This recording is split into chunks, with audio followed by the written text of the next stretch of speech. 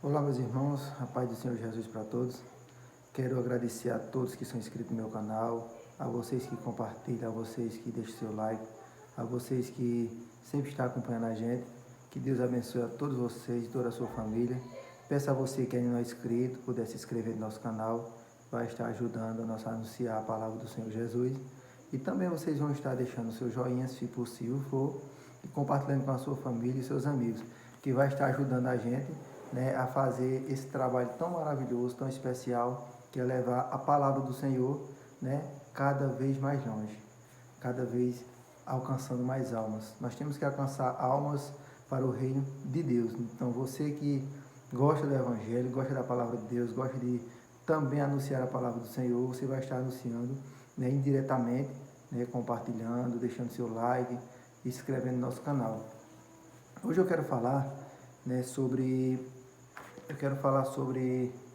a cidade de Nínive. Quero falar sobre muitas coisas que a gente às vezes faz ou deixa de fazer que desagrada ao Senhor. Aqui no livro de Naum, capítulo 3, ele diz assim, veja bem, a partir do primeiro: ai da cidade ensanguentada, ela está toda cheia de mentiras e de rapina, não se aparta dela o roubo, estrépito de açoite há, e o barulho do ruído das rodas, e os cavalos atropelam e carros vão saltando.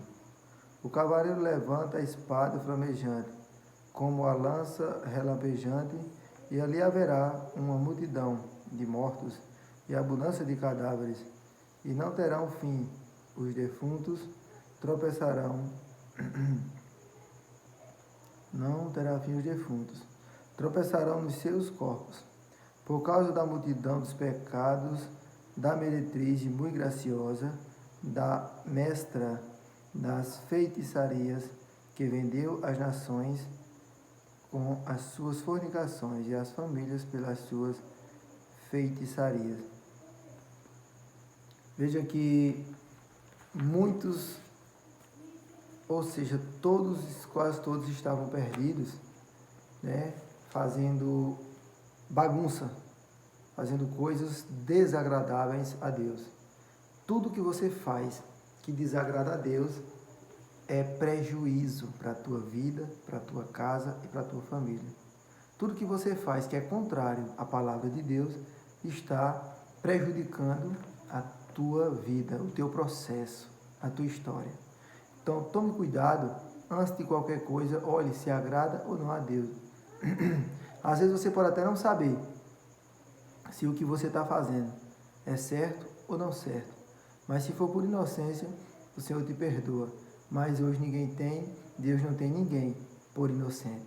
Tenha certeza que Deus, ele pode todas as coisas, e a gente tem que cumprir, né, com os nossos deveres de cidadão e deveres de servo do Senhor aqui na terra. Então, irmãos, essa passagem fala de uma cidade chamada Nínive, a qual muitos estavam corrompidos, né? Muitos estavam pensando apenas em si, né? Roubadores, homens sanguinários, homens valentes que pensavam de formas más, de coração mau. E ali Deus olhou para aquela cidade e se entristeceu, né, e não gostou do que estava acontecendo. Mas, porém, como diz a palavra, Deus ama o pecador, mas aborrece o pecado. O pecado ele não aceita, né? O pecado ele joga para trás, joga de lado, e nós temos que ter este discernimento de saber o que nós estamos fazendo ou não para agradar a Deus. Se você está em sua casa, analise como está a tua família.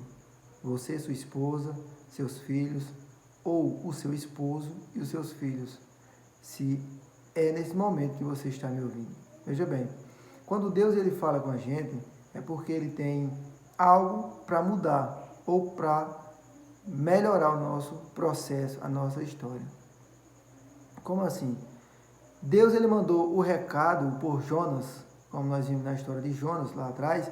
Vocês já leram, tenho certeza que alguém já ouviu falar da história de Jonas. E Jonas, ele foi um homem sincero. Mas, porém, teve um momento que Deus disse: Jonas, vai lá na cidade de Nínive e leva essa palavra dizendo que eu vou destruir ela em 40 dias porque o pecado está muito grande, pessoas roubando, se prostituindo, as pessoas que estão ali querendo matar uns aos outros, querendo ser melhor que os outros. Então, vai lá e eu disse a eles que eu vou destruir em 40 dias. Por que Jonas temeu ir para lá? Porque lá só tinha gente ruim e valente. E Jonas temeu e disse: eu não vou para outro canto. Diz a palavra que ele fugiu da presença do Senhor. Quando Jonas vai fugindo, acontecem muitas coisas no caminho. Porque quando você tem de fazer alguma coisa para Deus, ninguém pode impedir, nem mesmo você, nem o seu pensamento, nem qualquer tipo de coisa. Porque Deus, ele já projetou para você fazer aquilo. Aí Jonas muda seu trajeto e volta, né, para ir lá na cidade de Nínive. E quando chega lá, Jonas anuncia que Deus disse que ia destruir a cidade em 40 dias. E logo o povo se arrepende e deixa de praticar tais coisas que desagradavam a Deus. Passaram muitos dias em jejum e se vestindo de pano de saco e se lançaram na cinza e no pó, para Deus perdoar os seus pecados. Então, quando Deus, ele manda um recado por um profeta, é porque ele ainda ama e gosta daqueles que estão ali. Porque Deus, ele castiga e repreende todo aquele que ama. Quando você está passando por um momento difícil, por uma dificuldade, por uma provação, pode ter certeza que Deus te ama, e muito. Porque Deus castiga e repreende todo aquele que ele ama. Quando Deus nos repreende, não é para nos matar, nem para parar a nossa caminhada, mas é para você entender que Deus, ele faz com a forma dele, do jeito dele. Nós não entendemos agora, mas vamos entender depois e agradecer a ele. Eu não sei se você já agradeceu, mas eu já agradeci a Deus pelas provas que eu já passei. Eu já agradeci a Deus pelas grandes dificuldades que eu já passei na minha vida. Eu já dobrei meu joelho e disse: Senhor, muito obrigado, Senhor, por eu ter passado as provações e as lutas, a qual eu tenho certeza que foi o Senhor quem permitiu. Talvez até tem lutas e provas que não é a vontade de Deus, mas Ele permite que você passe, porque você tem que aprender, você tem que amadurecer, você tem que mudar. Quando a gente passa do processo da maturidade, nós temos que saber passar nesse processo. Nós temos que passar nesse processo da maturidade, entendendo o nosso processo, sabendo que Deus quer o melhor para nós. Mesmo que você não entenda o processo no momento que você está passando por ele, mas depois você entende o processo. Você entende por que você estava passando por aquilo. Eu digo por experiência própria. Teve um momento de eu orar ao Senhor e dizer assim: Senhor, por quê? Minha oração era só essa: por quê? Mas, Senhor, por quê? Por que isso? Por que aquilo? Por que eu estou passando por isso? Eu até questionava, dizia: mas, Senhor, eu não estou andando certo no teu caminho, fazendo a tua vontade. Eu estou andando de acordo com a tua palavra. E por que está acontecendo isso na minha vida? Deus usou alguém para mim e disse assim: tu está perguntando por que hoje. Tu não está entendendo, tu não vai entender ainda. Tu não entende hoje o que tu está passando, mas depois tu vai entender o porquê da tua vida. Realmente, não existe testemunho melhor do que o seu testemunho. É bem melhor do que o testemunho dos outros. O testemunho dos outros é bom. Você ouvir, você vai ali guardar, vai falar para outras pessoas. Mas o seu testemunho, ele é bem mais forte e você aprende melhor. Porque você vai saber passar para as pessoas. Não apenas alguém que falou, alguém me disse, não. Você vai falar para as pessoas com clareza aquilo que um dia você já passou. Então tenha certeza que só existe um Deus no céu. Não existe outro Deus. Não existe Deus de madeira, não existe Deus de gesso, não existe Deus de cimento, não existe Deus de ferro, não existe Deus de barro. Só existe um Deus. O Deus que fez os céus e a terra e está no trono até hoje. E sempre vai estar. E sempre estará, porque ninguém consegue deter. Porque Ele é o supremo, Ele é o maior, Ele é o melhor. E ninguém consegue detê-lo. Então só tem esse Deus. E se você quiser saber como agradar esse Deus, medite na palavra do Senhor, medite na Bíblia, que a Bíblia vai te mostrar o caminho. Quando Jesus fala para os discípulos, eu sou o caminho, eu sou o caminho. Lá em João 14:6, se eu não me engano, ele diz assim, eu sou o caminho, a verdade e a vida, ninguém vai ao Pai, a não ser por mim. Quando eles perguntaram, quem é o Senhor, quem é o caminho? Ele disse, eu sou o caminho. Quando ele disse, eu sou o caminho, nós vai lá para o livro de João, capítulo 1, e diz que no princípio era o Verbo era Deus, o Verbo estava com Deus, no princípio o Verbo estava com Deus, e ele se fez carne e habitou entre nós. Então, ele era Verbo. O que era Verbo? Eram as palavras. E aqui, nas palavras que diz que ele era Verbo, a palavra era a palavra do Senhor. E esse caminho é esse Verbo, que se fez carne, habitou entre nós, mostrou o caminho, e morreu e ressuscitou e subiu para o Pai, e ao mesmo tempo se tornou Verbo novamente, para a gente meditar. Quando ele disse, eu sou o caminho, é as suas instruções que é o nosso caminho. É o que ele deu como exemplo, que é o nosso caminho. O nosso caminho não é o que as pessoas falam, mas é que o Senhor Jesus deixou como ensinamento na sua palavra, nas sagradas escrituras. Seja pessoa honesta. Se for homem, seja um homem honesto. Se for uma mulher, seja uma mulher honesta. Não estou falando de honestidade em questão da lei humana, mas eu estou falando, seja honesto com Deus e com você mesmo. Quando você transgride contra o Senhor, você não está pecando apenas contra o Senhor, você está pecando contra você mesmo. O pecado da prostituição, a fornicação, ela é o pecado contra o corpo. Você está pecando contra seu próprio corpo. Além de estar escandalizando, né, o Senhor e o Evangelho, você também está denegrindo a sua imagem e pecando contra a sua própria imagem, seu próprio corpo.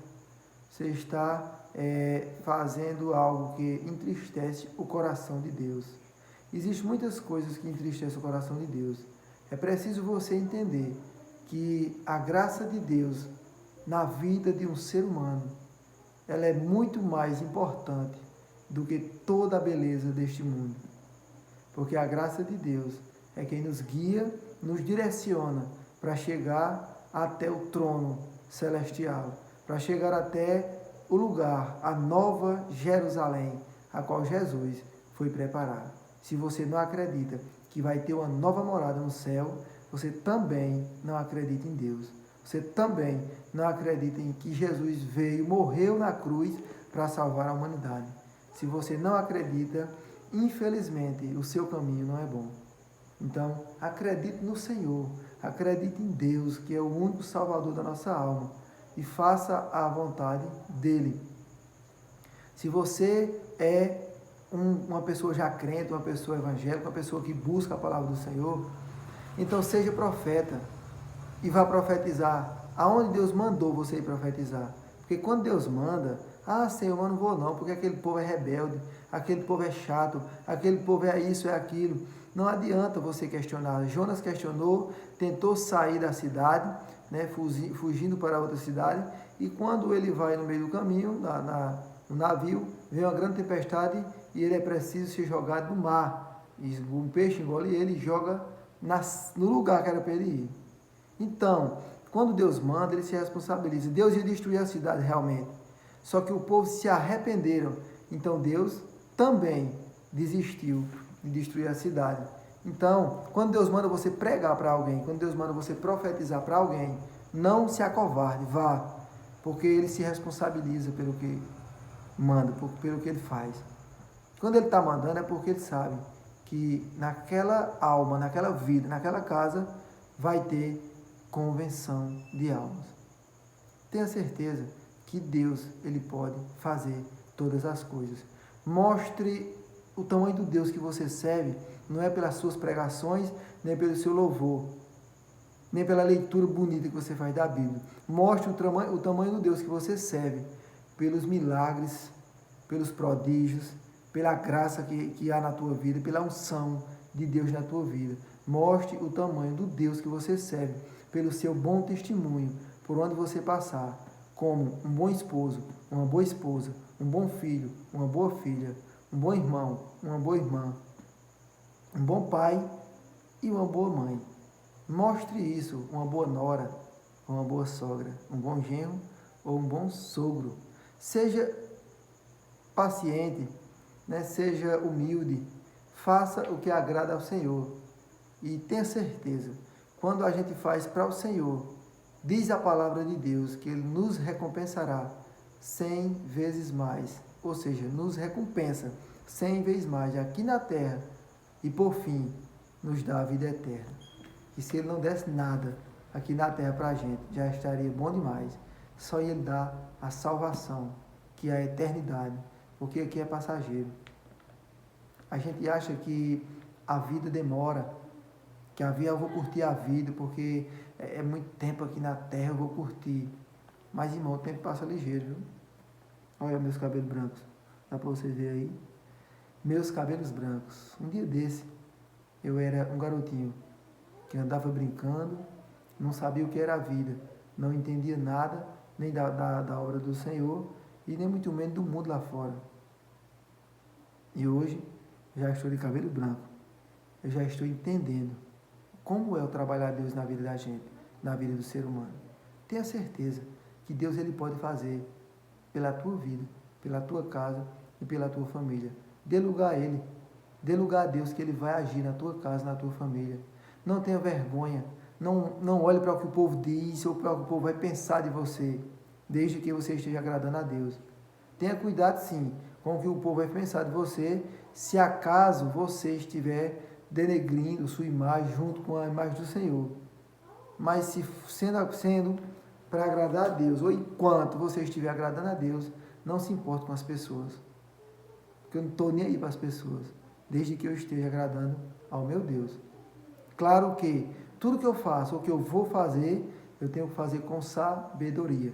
Porque Natan, quando foi dar o recado que Deus mandou para Davi, Natan chegou para Davi e ele não disse assim: ó, Deus mandou te matar porque tu pecasse contra ele, pegasse a mulher de Urias e mandasse matar Urias, e agora Deus vai te matar. Davi disse: eu vou matar logo antes disso. A sabedoria de Natan. Davi, deixa eu te contar uma história. O que tu acha, o que a vossa senhoria acha de um homem que está na sua casa, tem 100 ovelhas, e vem um viajante para a sua casa, um visitante, e ele vai no curral do vizinho, na casa do vizinho, e pega uma ovelha, uma só que o vizinho tem e criava enjeitada, e leva para a sua casa, mata e dá para o seu viajante. O que este homem merecia? Davi olha para Natan e diz assim: este homem merece a morte, merece um castigo muito grande. Natan olha para Davi e diz assim: este homem é tu. Natan deixou Davi julgar ele mesmo, ele não julgou. Então, dê o recado do Senhor, mas saiba, dê com sabedoria. Dê o recado com sabedoria, para que as coisas sejam entendidas e as coisas sejam feitas de acordo com a vontade de Deus. Tenha certeza, no que Deus manda você fazer, Ele se responsabiliza. Não deixe de pregar, porque Jonas deixou de pregar, mas Deus mandou, aí depois criou um processo, uma história, ele sofreu. Quando a gente desobedece a voz do Senhor, a gente passou por um processo dolorido. Jonas deixou de obedecer a voz do Senhor. O primeiro processo dolorido que ele passou foi ser jogado no mar. O peixe engoliu ele. Ele disse: nas profundezas do inferno clamei ao Senhor. E Deus ouviu a oração dele, mesmo nas profundezas do inferno. Ou seja, no final, achando que tudo estava acabado, Deus ainda olha, escuta e diz: então vai agora para onde eu te mandei. Faz o que eu te mandei e tudo vai dar certo. E ele foi e deu tudo certo, porque o povo se arrependeram e Deus desistiu de destruir a cidade. Então, quando Deus mandar você pregar para alguém, para o seu vizinho, para a sua família, no meio do seu trabalho, seu colega de trabalho, colega de escola, seu professor, não deixe de pregar a palavra de Deus. Não tenha vergonha do Evangelho de Cristo. Honre a palavra de Deus e pregue com vigor, com força, com ânimo e com decência. Mas faça a obra do Senhor com amor, que Ele vai te recompensar muitas vezes mais. Que o Senhor te abençoe, não deixe de compartilhar o vídeo e que nós possamos se encontrar mais e mais vezes para compartilhar a palavra do Senhor. Amém? Que Deus abençoe a todos, em nome de Jesus.